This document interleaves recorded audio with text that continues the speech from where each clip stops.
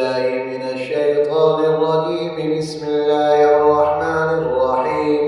إنا مكنا له في الأرض وآتيناه من كل شيء سببا فأتبع سببا حتى إذا بلغ مغرب الشمس وجدها تغرب في عين حمية ووجد عندها قوما قلنا يا ذا القرنين إما أن تعذب وإما أن تتخذ فيهم حسنا.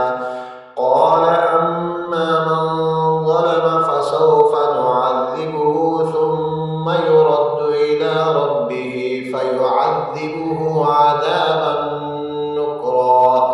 وأما من آمن وعمل صالحا فله جزاء الحسنى وسنقول له من أمرنا يسرا.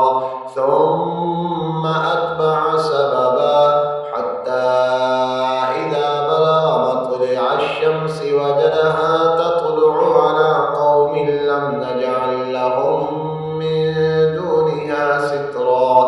كذلك وقد أحطنا بما لديه خبرا. ثم أتبع سببا حتى إذا بلغ بين السدين وجد من دونهما قوما لا يكادون يفقهون قولا. قالوا يا ذا القرنين إن يأجوج ومأجوج مفسدون في الأرض فهل نجعل لك خرجا على أن تجعل بيننا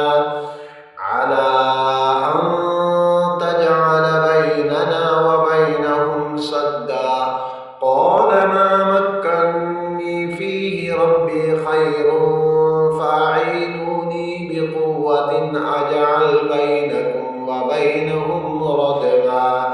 آتوني زبر الحديد حتى إذا ساوى بين الصدفين قال انفخوا حتى إذا جعله نارا قال آتوني أفرغ عليه قطرا.